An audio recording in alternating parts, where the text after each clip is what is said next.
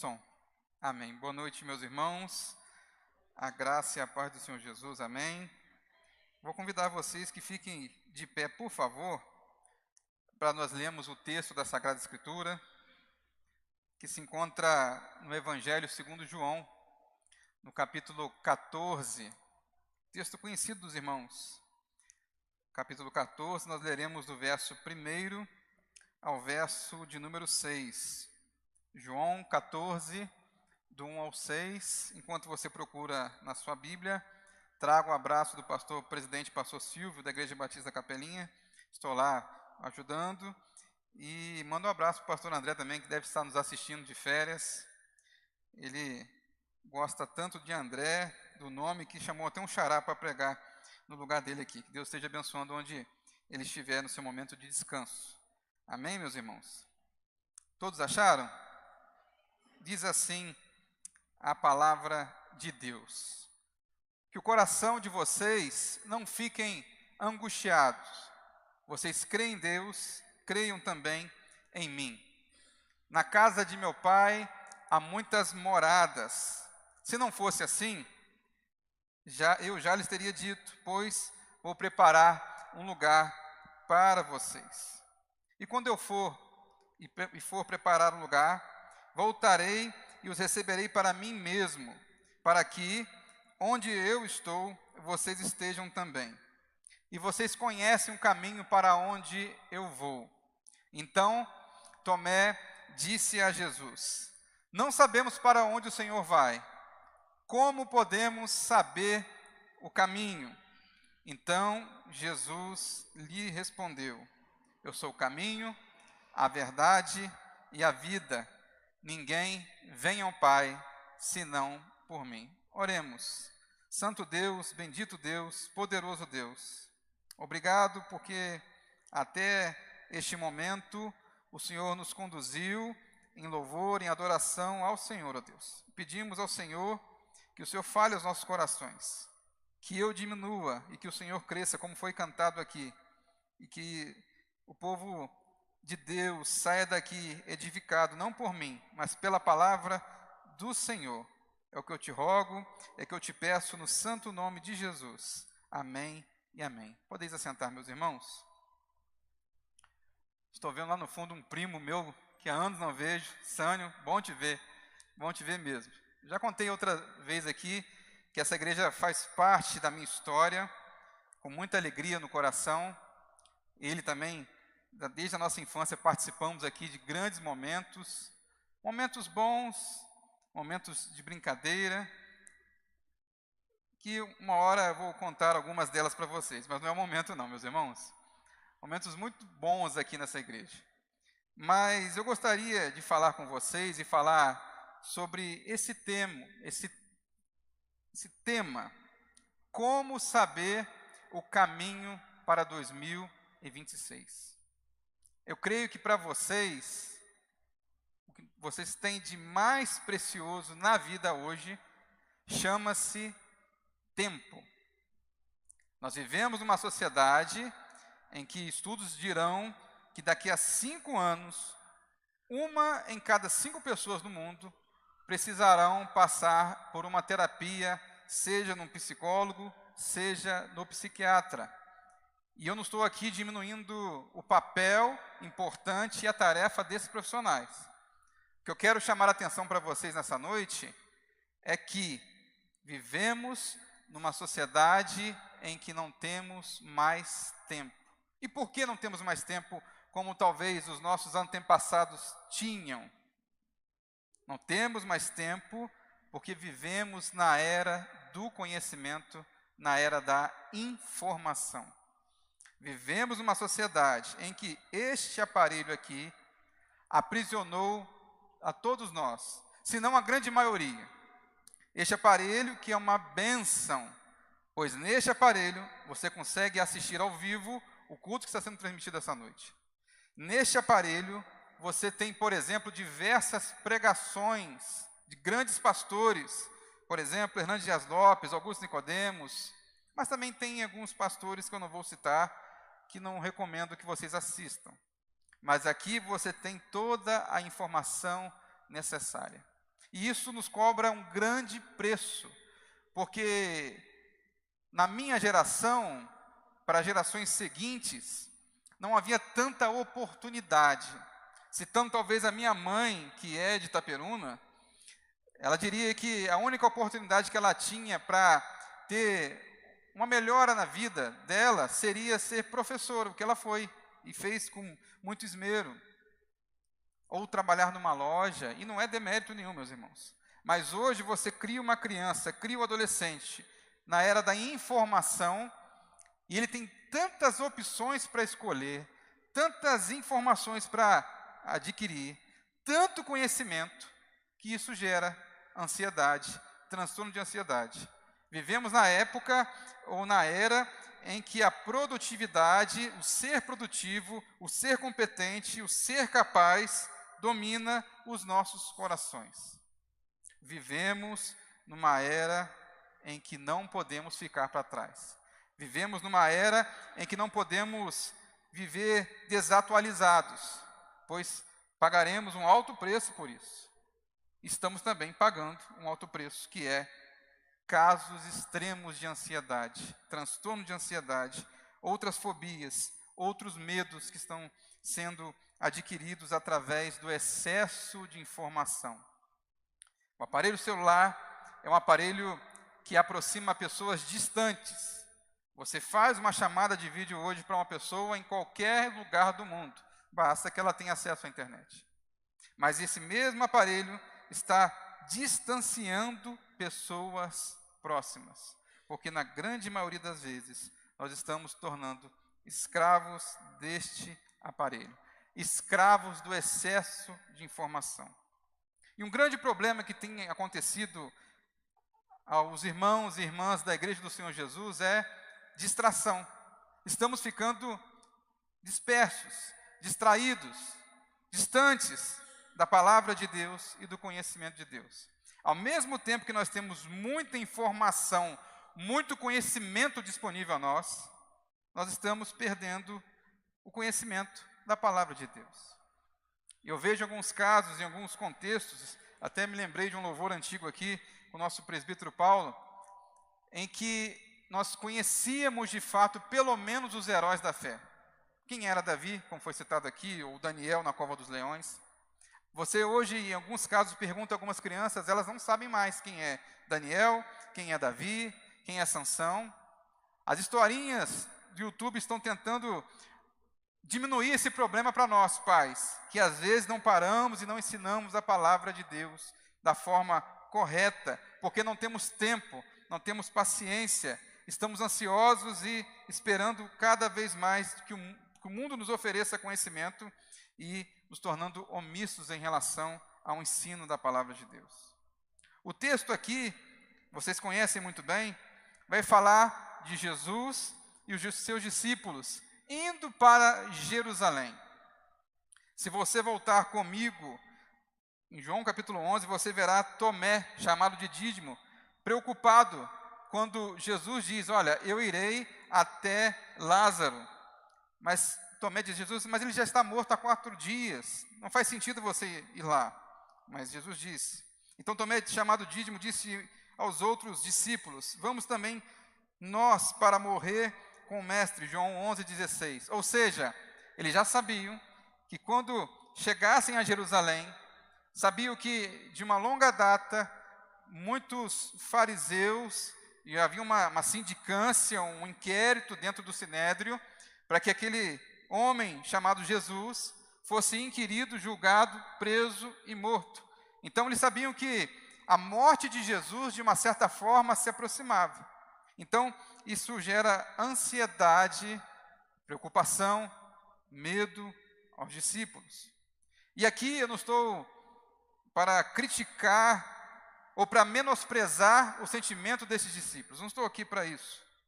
É interessante que a gente, conhecendo a Jesus, conhecendo a palavra de Deus, conhecendo o Evangelho, nós ficamos admirados quando vemos Tomé incrédulo, ao lado do próprio Senhor Jesus. É de espantar. Saber que eles conhecem a Jesus, viram os milagres que Jesus fez, viram as maravilhas, Jesus, um pouco antes, ressuscitar um homem que estava morto há 4 dias. Terem medo, terem ansiedade e terem preocupações. Isso para nós já nos dá uma primeira lição, de que aqueles homens que andavam com Jesus tinham essas dificuldades, nós podemos também passar por dificuldades.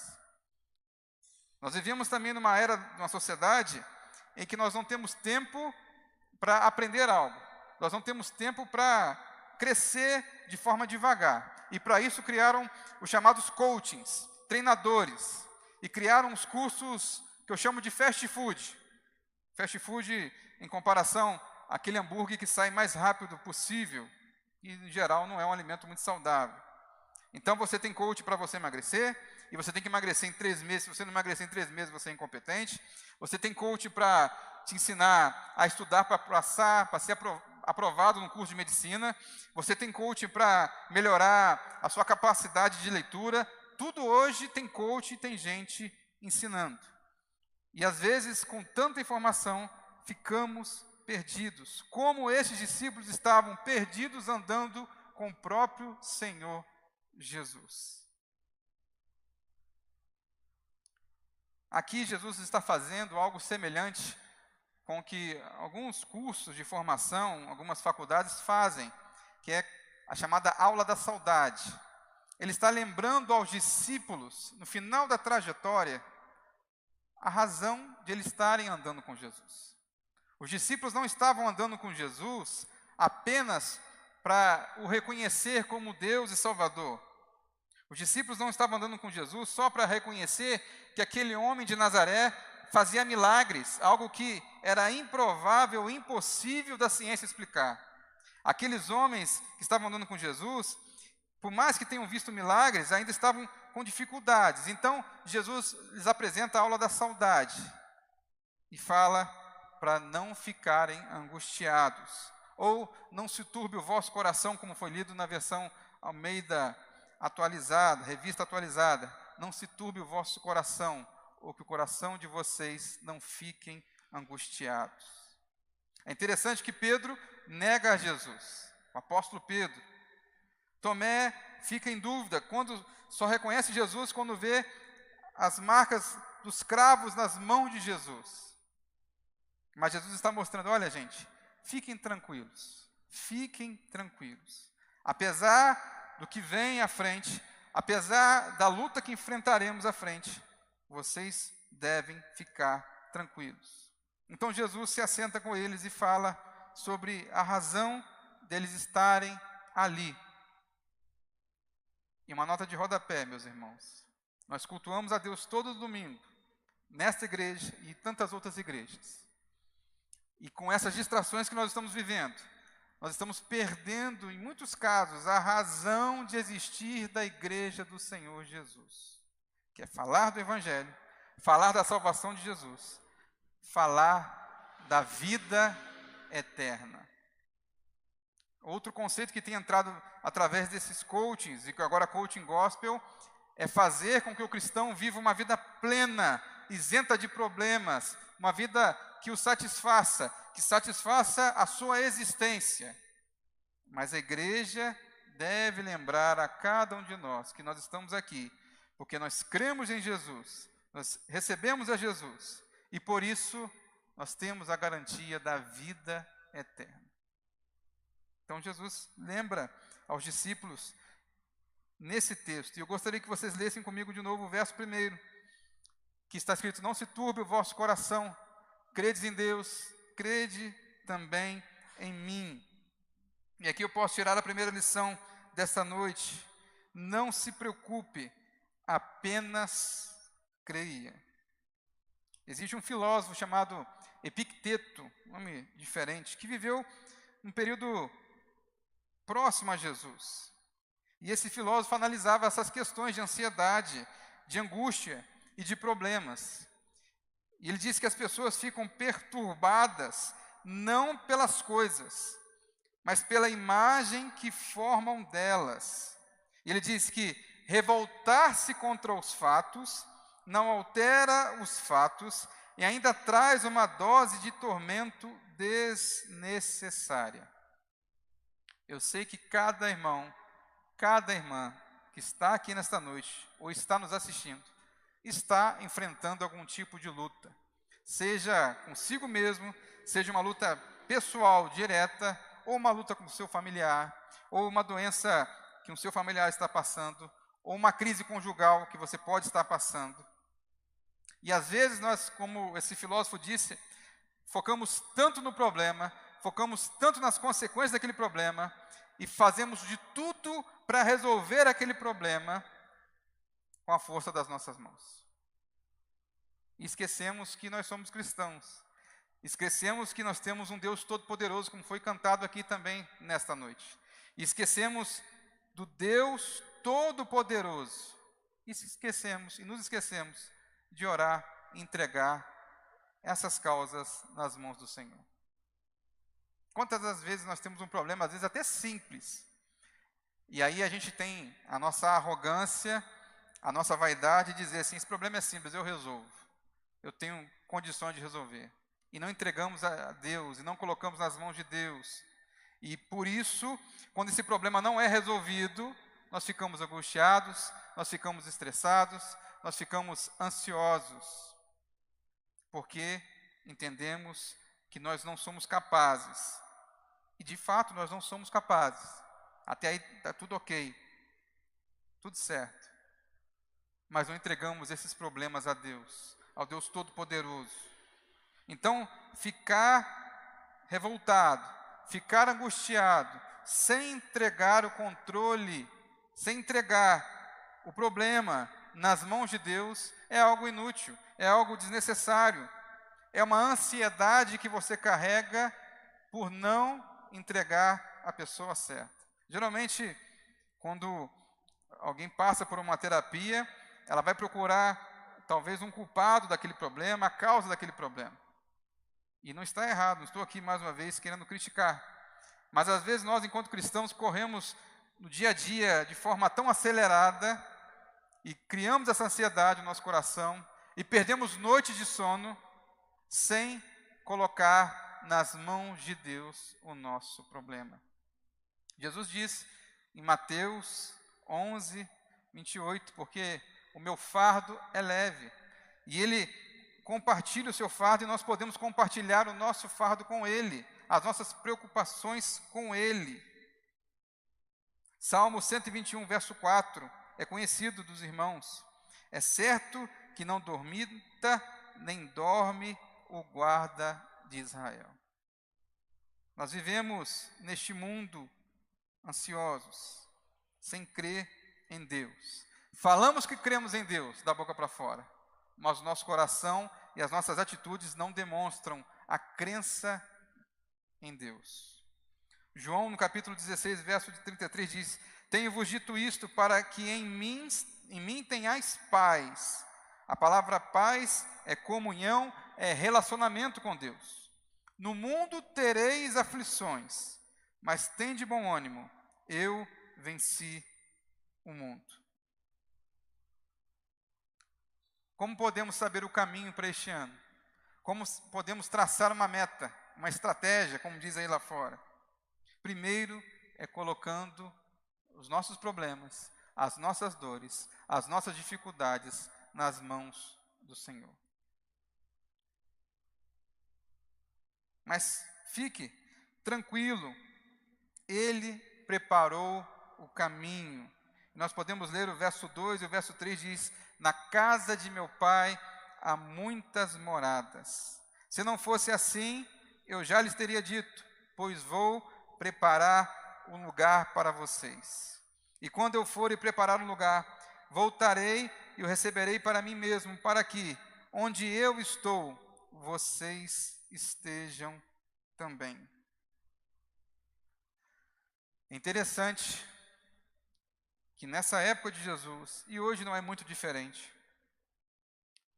quando havia um trajeto, um caminho, uma rota, em que um rei passaria, em que um governante passaria naquele lugar, ainda mais nos tempos de Jesus, onde, por mais que houvesse ali já estradas romanas, um certo progresso, Mas as estradas eram defeituosas, as estradas eram falhas, não diferentemente dos dias de hoje.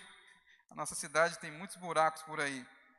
Mas quando vem uma autoridade, quando passa um rei, é muito comum que uma semana antes, um mês antes, uma equipe especializada em consertar estradas e arrumar estradas, ela é designada para aquele lugar, para que o rei passe por aquele caminho e não tenha dificuldade, não tenha transtorno.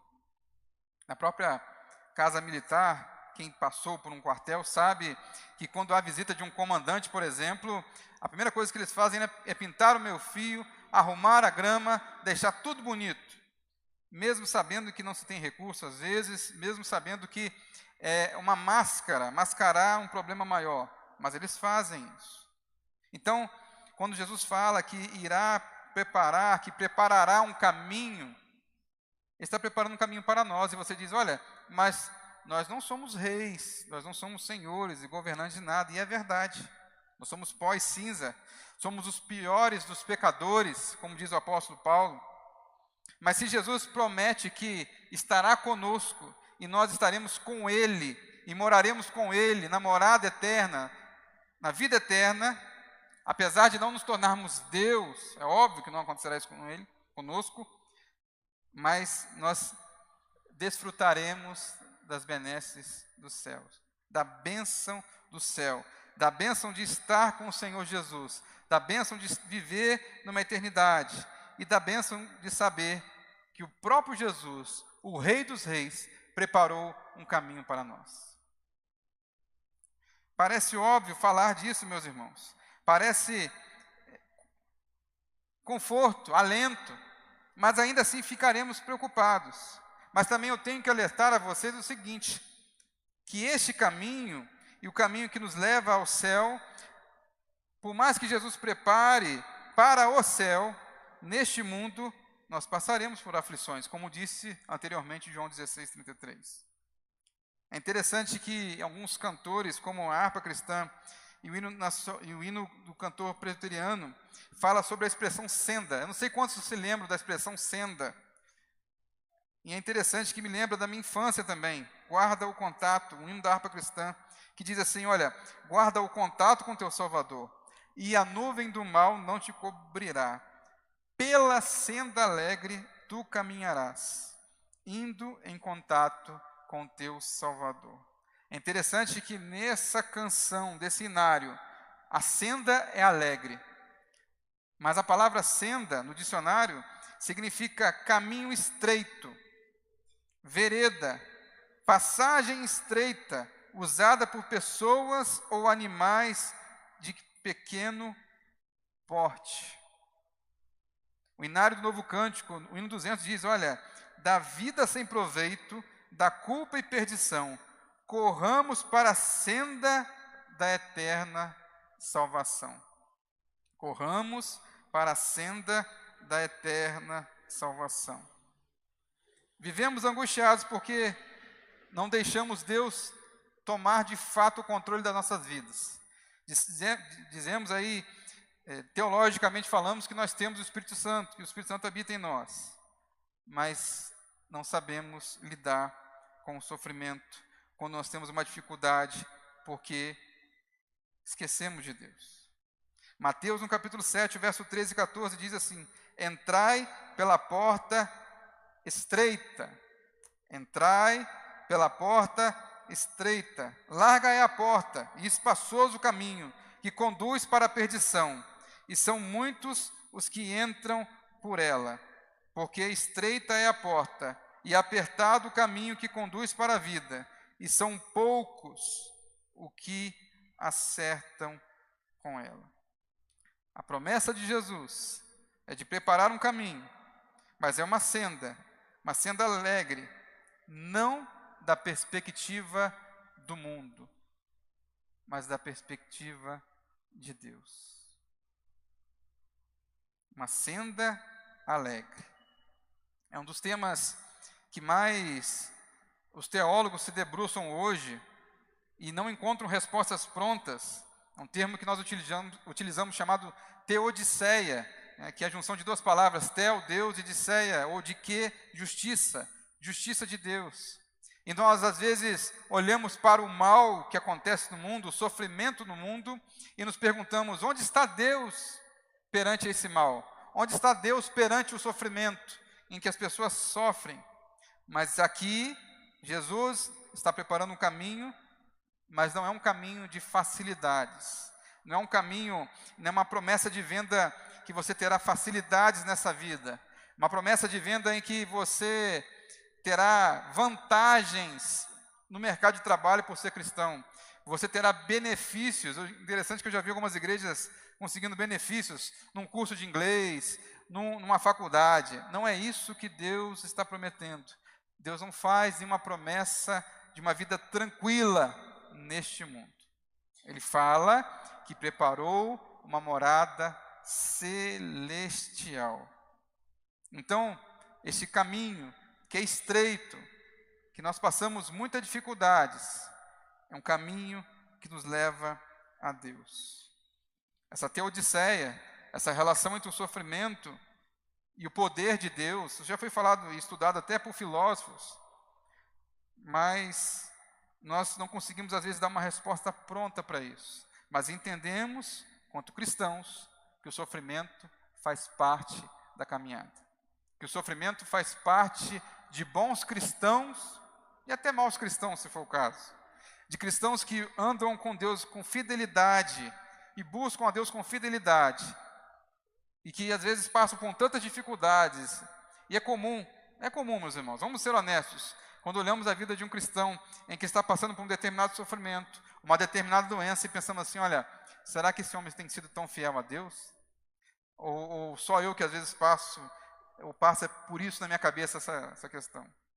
Será que ele não tem nenhum pecado escondido? Será que ele não tem nenhum pecado que não foi confessado? E às vezes vemos cristãos aí afora que faz de tudo errado e tem uma vida próspera, uma vida tranquila. Me lembro aqui de uma história de um pastor chamado John Bunyan, um pastor puritano do século 17. E ele tem um livro chamado O Peregrino. Recomendo que vocês façam a leitura do Peregrino. Esse livro influenciou inclusive C.S. Lewis, ou C.S. Lewis, e naquela literatura dele, abençoada. O livro Peregrino, ele é o segundo livro mais lido da história da humanidade, perdendo apenas para a Bíblia Sagrada. E é a história de um homem chamado cristão. É interessante que ele vai usando essas alegorias para mostrar a caminhada de um cristão. E nessa caminhada, é uma caminhada que tem muitos obstáculos, essa caminhada que ele vai atravessar um ruim passo de dificuldade, essa caminhada que tem um homem chamado fiel que anda do lado dele, que às vezes ele se corrompe com os infiéis. Mas o que faz chegar aquele homem até o lugar celestial é a esperança, e a esperança da vida eterna que está em Cristo Jesus. O personagem peregrino tem uma história, mas John Bunyan tem uma história diferente, e é uma história muito mais complicada, porque ele sofreu muita perseguição religiosa, por simplesmente pregar a palavra de Deus num país cristão e protestante. John Bunyan nunca deixou de falar da palavra de Deus, mesmo em meio ao sofrimento, mesmo em meio à prisão, mesmo em meio ao encarceramento e às leis que ditavam o que ele deveria ou não fazer. John Bunyan seguiu fiel a Deus, porque cria neste caminho, nessa verdade e nessa vida. Que nós possamos deixar, como diz uma música do Homenzinho Torto, Jesus endireitar o nosso caminho. Que nós possamos reconhecer de fato que nós somos como aquele homenzinho torto que as crianças cantam, que morava numa casinha torta, que tinha uma vidinha torta. Que nós possamos deixar que Jesus endireite o nosso caminho e que nos mostre o caminho verdadeiro para o céu. Deixe Jesus endireitar o caminho. Ele prepara o caminho para nós, mas ele também é o caminho. Como vocês verão aqui, e é um texto muito conhecido, como diz Jesus respondeu: eu sou o caminho, a verdade e a vida. Ninguém vem ao Pai senão por mim. Nessa era de muita informação, nessa era do progresso científico, nessa era em que nós estamos desfrutando de muito conhecimento tecnológico, científico, medicinal, até curas de doenças em que antes eram impossíveis de serem curadas pela medicação e por um tratamento. Muitos estão se tornando universalistas. Estão se tornando cristãos que creem em tudo, em qualquer coisa. Uma frase que para nós antigamente não era muito comum, mas tem muito cristão falando hoje é: todos os caminhos levam a Deus. Todos os caminhos levam a Deus. E é uma frase bonita. É interessante que, em alguns casos, quando alguém é perguntado sobre essa questão de que Deus salva a todos ou salva só alguns, ou sobre o amor de Deus, a fidelidade de Deus e a morte eterna, Blaise Pascal, um grande matemático do século XVI, ele disse que, olha, é melhor, na teoria da aposta, dos jogos e da estatística, eu morrer crendo em Jesus, e, em última análise, segundo ele, não ter nada após, ou na vida após a morte. Mas triste é para o homem achar que ele pode viver a vida do jeito que ele quer viver, achando que não haverá uma vida após a morte, e quando morrer, descobrir que existe uma vida e uma morte eterna. Vida com Jesus, morte eterna sem Jesus. É interessante que eu não posso afirmar o que eu vou dizer agora historiograficamente, mas alguns vão dizer que Maomé falou a seguinte expressão: eu não sei o propósito da vida. Então, na condição de profeta, ele falhou. Confúcio disse: eu não sou o caminho. Buda disse: procure pela verdade. E Jesus disse: eu sou o caminho, a verdade e a vida. Não há outro caminho. É claro que nós, na condição de cristãos, devemos orar e devemos viver uma vida de amor e que respeitemos as pessoas. Tolerância, respeito. Eu não estou aqui... E é um outro problema que havia muito antigamente, era você ser o juiz e você dar o veredito se aquela pessoa foi para o céu ou não, talvez por algumas informações aleatórias.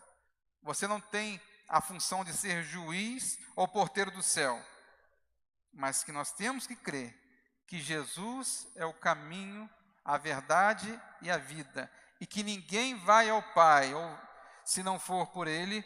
Isso tem que ser uma verdade basilar em nossos corações.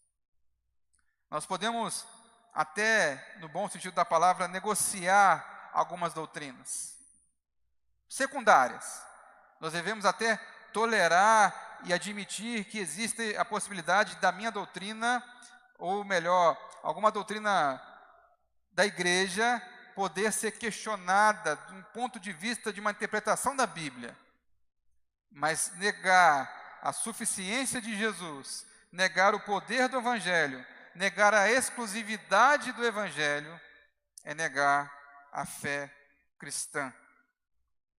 Então, nessa noite, se você anda pensando que todos os caminhos levam a Deus, ou que você pode viver uma vida do jeito que você quiser, e achar que está salvo, e achar que pode ficar tranquilo, ou se tornar, por exemplo, como alguns casos de cristãos mesmos, que são aniquilacionistas, que creem que não haverá inferno, não haverá morte eterna, que as pessoas serão aniquiladas da sua consciência. Tome cuidado com essas visões. Entregue o teu caminho ao Senhor. Confia nele e ele o fará. Quando Deus fala com Josué, no capítulo 1, verso 9, ele diz assim: não foi isso que eu ordenei? Seja forte e corajoso, não tenha medo, nem fique assustado, porque o Senhor seu Deus estará com você por onde quer que você andar. A minha palavra nesse início de ano é que você possa seguir a Jesus, é que você possa confiar em Jesus, crer em Jesus, depositar os seus problemas, a sua angústia em Jesus e caminhar com Jesus. Gostaria de encerrar essa mensagem lembrando do nome que era dado aos cristãos antes de sermos chamados de cristãos, ou pequenos cristos, na cidade de Antioquia.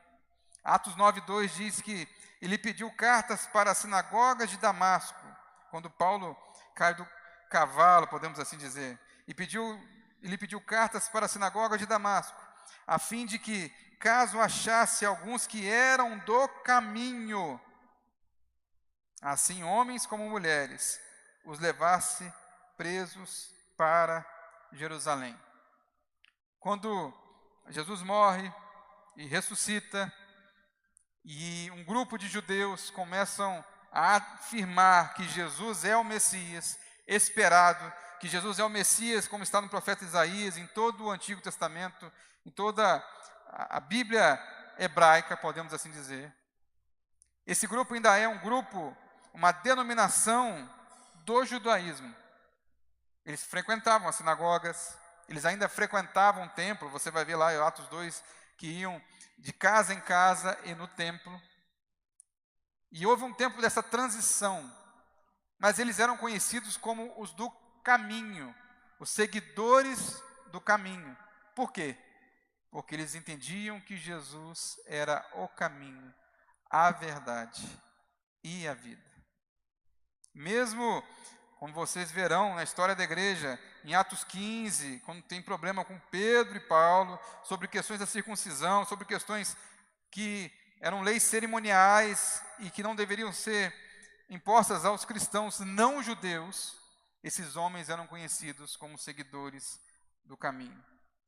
E esses homens morreram pelo próprio apóstolo Paulo ainda, porque criam no caminho, na verdade e na vida. Eu gostaria de fazer uma pergunta para você nesta noite.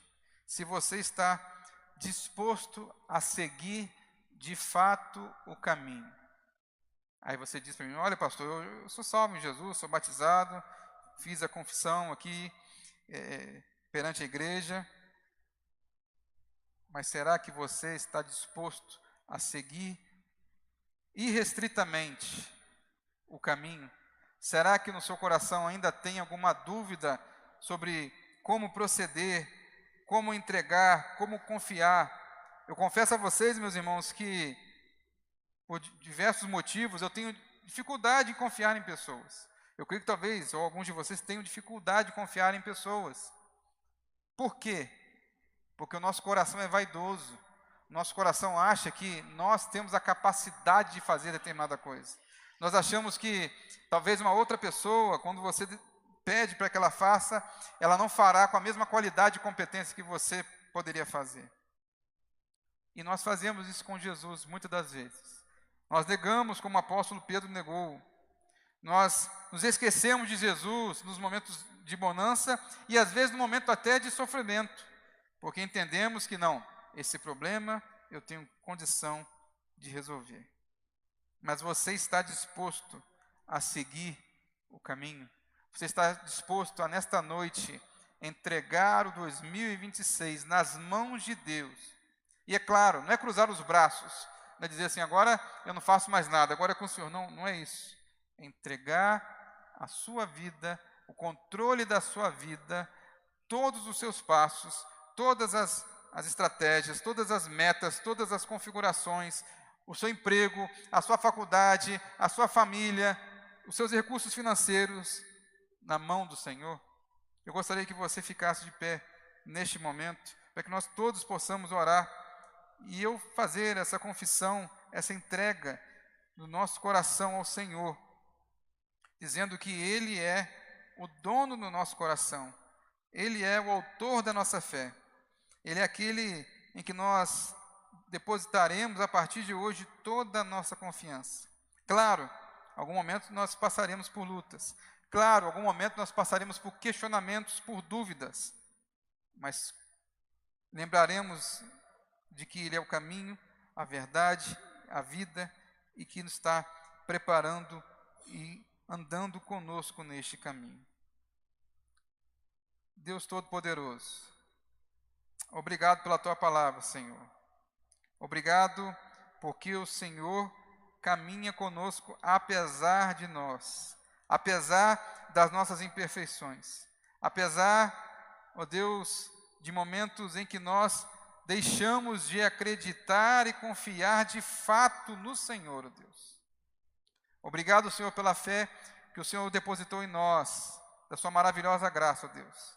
Mas pedimos também, nesta noite, ó Deus, que o Senhor aumente o nosso amor, aumente o nosso desejo, aumente a nossa paixão pelo Senhor.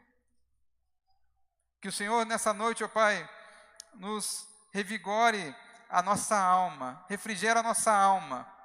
Ó Pai, se nós estamos passando por lutas e por dificuldade, que o Senhor caminhe conosco, Deus. Nós não pedimos resposta imediata a todos os nossos problemas.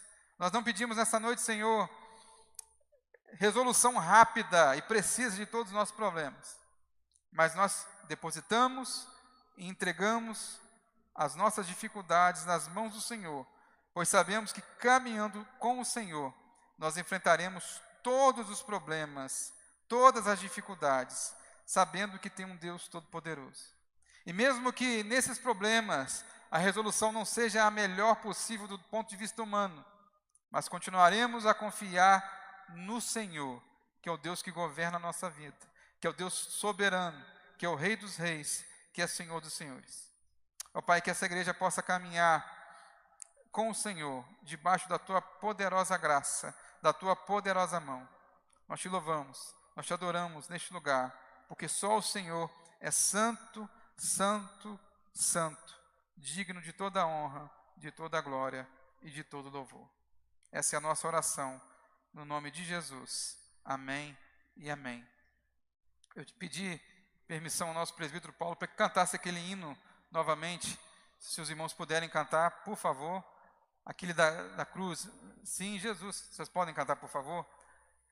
Tomei essa liberdade para que vocês reflitam nessa música novamente e sobre o que foi pregado.